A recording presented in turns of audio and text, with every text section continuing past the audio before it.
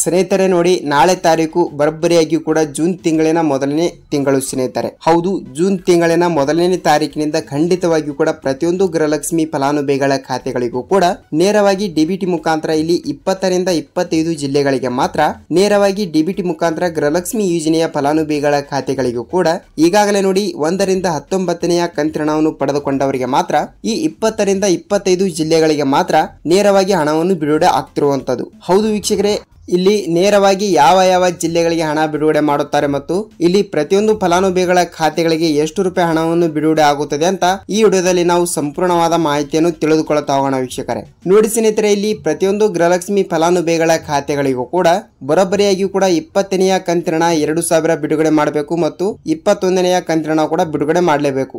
ಹೌದು, 20ನೆಯ ಕಂತಿನ 2000, 21ನೆಯ ಕಂತಿನ ಕೂಡ 2000 ಮತ್ತು ಇದೇ ಮೇ ತಿಂಗಳಿನ ಹಣ ಅಂದ್ರೆ ಇಲ್ಲಿ ಇದನ್ನು ಕೂಡ 2000 ಆಡ್ ಮಾಡಿದರೆ ಟೋಟಲ್ ಆಗಿ 6000 ರೂಪಾಯಿ ಹಣ ಆಗುತ್ತದೆ. ಸೊ ಇವರು 6000 ರೂಪಾಯಿ ಹಣವನ್ನು ಬಿಡುಗಡೆ ಮಾಡಿಲ್ಲ ಅಂದ್ರೂ ಕೂಡ 20, 21 ಟೋಟಲ್ ಆಗಿ ಈ 2 ಕಂತಿನ ಆದ್ರೂ ತಪ್ಪದೆ ಬಿಡುಗಡೆ ಮಾಡಲೇಬೇಕು. ಹೌದು, ಹಾಗಿದ್ರೆ ಇಲ್ಲಿ ಯಾವ ಯಾವ ಜಿಲ್ಲೆಗಳಿಗೆ ಬಿಡುಗಡೆ ಆಗುತ್ತದೆ ಮತ್ತು ಪ್ರತಿಯೊಂದು ಫಲಾನುಭವಿಗಳ ಖಾತೆಗಳಿಗೂ ಕೂಡ ಹಣವನ್ನು ಬಿಡುಗಡೆ ಆಗುತ್ತದೆಯಾ ಇರುವಂತ ಈ ವಿಡಿಯೋದಲ್ಲಿ ನಾವು ಸಂಪೂರ್ಣವಾದ ಮಾಹಿತಿಯನ್ನು ತಿಳಿದುಕೊಳ್ಳುತ್ತಾ ಹೋಗೋಣ ವೀಕ್ಷಕರೇ. ನೋಡಿ ಸ್ನೇಹಿತರೆ, ಇಲ್ಲಿ ನೀವೇನಾದ್ರೂ ಮೊದಲ ಬಾರಿಗೆ ಇಲ್ಲಿ ನಮ್ಮ ಚಾನಲ್ಗೆ ಭೇಟಿ ನೀಡ್ತಾ ಇದ್ರೆ ದಯವಿಟ್ಟು ನಮ್ಮ ಚಾನಲ್ಗೆ ತಪ್ಪದೆ ಸಬ್ಸ್ಕ್ರೈಬ್ ಮಾಡಿ ಮತ್ತು ಪಕ್ಕದಲ್ಲಿರುವ ಬೆಲ್ ಐಕಾನ್ ಕೂಡ ಕ್ಲಿಕ್ ಮಾಡಿ ಸ್ನೇಹಿತರೆ. ಹಾಗಿದ್ರೆ ಬನ್ನಿ ಸ್ನೇಹಿತರೆ, ತಡಕ್ಕೆ ಇಲ್ಲಿ ವಿಡಿಯೋನ ಎಲ್ಲಿ ಸ್ಕಿಪ್ ಮಾಡಿದೆ ಪೂರ್ತಿಯಾಗಿ ನೋಡಿ ಮತ್ತು ವಿಡಿಯೋನ ಇಷ್ಟವಾದ್ರೆ ಒಂದೇ ಒಂದು ಲೈಕ್ ಮಾಡಬಹುದು. ನೋಡಿ ವೀಕ್ಷಕರೇ, ಕರ್ನಾಟಕ ರಾಜ್ಯದಲ್ಲಿ ಇರುವಂತಹ 30 ರಿಂದ 31 ಜಿಲ್ಲೆಗಳಲ್ಲಿ ಇರುವಂತಹ ಪ್ರತಿಯೊಂದು ಫಲಾನುಭವಿಗಳ ಖಾತೆಗಳಿಗೆ ನೋಡಿ ಇಲ್ಲಿ ಕಾಂಗ್ರೆಸ್ ಪಕ್ಷವು ಬಿಡುಗಡೆ ಮಾಡಿರುವ 5 ಗ್ಯಾರಂಟಿ ಯೋಜನೆಗಳಲ್ಲಿ ಅತಿ ದೊಡ್ಡದಾಗಿರುವ ಯೋಜನೆ ಯಾವುದು ಅಂದ್ರೆ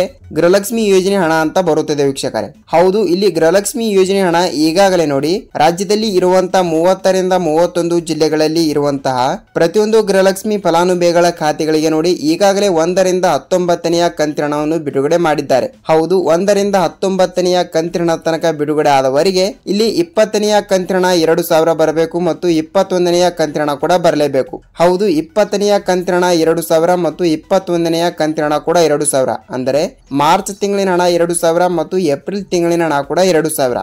ಜೂನ್ ತಿಂಗಳು ಕೂಡ ಸ್ಟಾರ್ಟ್ ಆದರೆ ಇಲ್ಲಿ ಮೇ ತಿಂಗಳಿನ ಹಣ ಕೂಡ ಬರಲೇಬೇಕು. ಅಂದರೆ ಟೋಟಲ್ ಆಗಿ ಇಲ್ಲಿ 6000 ರೂಪಾಯಿ ಹಣವನ್ನು ಗೃಹಲಕ್ಷ್ಮಿ ಯೋಜನೆಯ ಕಡೆಯಿಂದ ಹಣವನ್ನು ಪಡೆದುಕೊಳ್ಳಬೇಕು ಫಲಾನುಭವಿಗಳು ಅಲ್ವಾ. ಅದಕ್ಕಾಗಿ ಖಂಡಿತವಾಗಿಯೂ ಕೂಡ ಇಲ್ಲಿ ಯಾವ ಯಾವ ಜಿಲ್ಲೆಗಳಿಗೆ ಇಲ್ಲಿ ಟೋಟಲ್ ಆಗಿ 4000 ರೂಪಾಯಿ ಹಣವನ್ನು ಮಾತ್ರ ಬಿಡುಗಡೆ ಮಾಡುತ್ತೇನೆ ಎಂಬ ಒಂದು ಮಾಹಿತಿ ಬಂದಿರುವಂತದ್ದು ವೀಕ್ಷಕರೇ. ಹಾಗಿದ್ರೆ ಸ್ನೇಹಿತರೆ, ಇಲ್ಲಿ ಯಾವ ಯಾವ ಜಿಲ್ಲೆಗಳು ಅಂತ ನೋಡಿಕೊಳ್ಳುವುದಾದ್ರೆ ಸ್ನೇಹಿತರೆ ನೋಡಿ 20 ರಿಂದ 25 ಜಿಲ್ಲೆಗಳು ಇಲ್ಲಿ ಮೊದಲನೇ ಸ್ಥಾನದಲ್ಲಿ ಇರುವಂತದ್ದು. ಹೌದು, ಮೊದಲನೇ ಸ್ಥಾನದಲ್ಲಿ ಇರುವಂತಹ ಹಣವನ್ನು ಮೊದಲಿಗೆ ಬಿಡುಗಡೆ ಮಾಡಿ ನೆಕ್ಸ್ಟ್ ಮರುದಿನ ಇಲ್ಲಿ ಬೇರೆ ಜಿಲ್ಲೆಗಳಿಗೂ ಕೂಡ 2ನೇ ಹಂತದಲ್ಲಿ ಬರುವಂತಹ ಜಿಲ್ಲೆಗಳು ಆಗಿರುತ್ತವೆ. ಆ ಜಿಲ್ಲೆಗಳಿಗೂ ಕೂಡ ಈ ಜಿಲ್ಲೆಗಳಿಗೆ ಮೊದಲ ಹಣವನ್ನು ಬಿಡುಗಡೆ ಮಾಡಿ ನಂತರ ಅಂದ್ರೆ ಕೆಲವು ದಿನಗಳಲ್ಲಿ ಅಂದ್ರೆ 1 ದಿನ ಮಾತ್ರ 2 ದಿನ ಮಾತ್ರ ಬಾಕಿ ಇರುವಂತದ್ದು. ಅದಕ್ಕಾಗಿ ಖಂಡಿತವಾಗಿಯೂ ಕೂಡ ಇಲ್ಲಿ ಮೊದಲನೇ ಸ್ಥಾನದಲ್ಲಿ ಬರುವಂತಹ ಜಿಲ್ಲೆಗಳು ಯಾವುವು ಅಂತ ನಾವು ನೋಡಿಕೊಳ್ಳುವುದಾದರೆ ಸ್ನೇಹಿತರೆ ನೋಡಿ ಇಲ್ಲಿ ಜಿಲ್ಲೆಗಳನ್ನು ನಾವು ನೋಡ್ತಾ ಹೋದ್ರೆ ಚಾಮರಾಜನಗರ ಜಿಲ್ಲೆ, ಚಿಕ್ಕಬಳ್ಳಾಪುರ ಜಿಲ್ಲೆ, ದೊಡ್ಡಬಳ್ಳಾಪುರ ಜಿಲ್ಲೆ, ಹಾವೇರಿ ಜಿಲ್ಲೆ, ಹಾಸನ ಜಿಲ್ಲೆ, ಕೋಲಾರ ಜಿಲ್ಲೆ, ಬಳ್ಳಾರಿ ಜಿಲ್ಲೆ, ಚಿತ್ರದುರ್ಗ ಜಿಲ್ಲೆ, ತುಮಕೂರು ಜಿಲ್ಲೆ, ಶಿವಮೊಗ್ಗ ಜಿಲ್ಲೆ, ಹಾಸನ ಜಿಲ್ಲೆ, ಮಂಗಳೂರು ಜಿಲ್ಲೆ, ಮಂಡ್ಯ ಜಿಲ್ಲೆ, ಉಡುಪಿ ಜಿಲ್ಲೆ, ಉತ್ತರ ಕನ್ನಡ ಜಿಲ್ಲೆ, ಬಾಗಲಕೋಟೆ ಜಿಲ್ಲೆ, ದಾವಣಗೆರೆ ಜಿಲ್ಲೆ, ಧಾರವಾಡ ಜಿಲ್ಲೆ, ಯಾದಗಿರಿ ಜಿಲ್ಲೆ, ಗದಗ ಜಿಲ್ಲೆ, ಗುಲ್ಬರ್ಗಾ ಜಿಲ್ಲೆ, ವಿಜಯಪುರ ಜಿಲ್ಲೆ ಮತ್ತು ಬೀದರ್ ಜಿಲ್ಲೆ. ಸ್ನೇಹಿತರೆ ನೋಡಿ ವೀಕ್ಷಕರೇ, ಈ 23 ಜಿಲ್ಲೆಗಳು ಇರುವಂತದ್ದು. ಹೌದು, ನಾನು ಮೊದಲಿಗೆ ಹೇಳಿರುವ ಹಾಗೆ 20 ರಿಂದ 25 ಜಿಲ್ಲೆಗಳಲ್ಲಿ ಇರುವಂತಹ ಈ 23 ಜಿಲ್ಲೆಗಳಿಗೆ ನಾನು ಹೇಳಿರುವ ಈ ಜಿಲ್ಲೆಗಳಿಗೆ ಮಾತ್ರ ಇಲ್ಲಿ ನೇರವಾಗಿ ಜೂನ್ ತಿಂಗಳಿನ 1ನೇ ತಾರೀಕಿನಿಂದ 10:30 ಹಂತ ಹಂತವಾಗಿಯೂ ಕೂಡ ಹಣವನ್ನು ಬಿಡುಗಡೆ ಆಗುತ್ತದೆ ವೀಕ್ಷಕರೇ. ಹೌದು, ನಾನು ಹೇಳಿರುವ ಈ ಜಿಲ್ಲೆಗಳಲ್ಲಿ ನಿಮ್ಮ ಜಿಲ್ಲೆನೂ ಕೂಡ ಒಂದು ಹಾಗೆ ಆಗಿರುತ್ತದೆ ಅಂತ ಅಂದುಕೊಳ್ಳುತ್ತೀನಿ ಮತ್ತು ನಿಮ್ಮ ಜಿಲ್ಲೆನೂ ಕೂಡ ಒಂದು ಆಗಿದ್ದರೆ ಇಲ್ಲಿ ಆಲ್ಮೋಸ್ಟ್ ಆಗಿ ಕೂಡ ಇಲ್ಲಿ ನಿಮ್ಮ ಜಿಲ್ಲೆ ಯಾವುದು ಅಂತ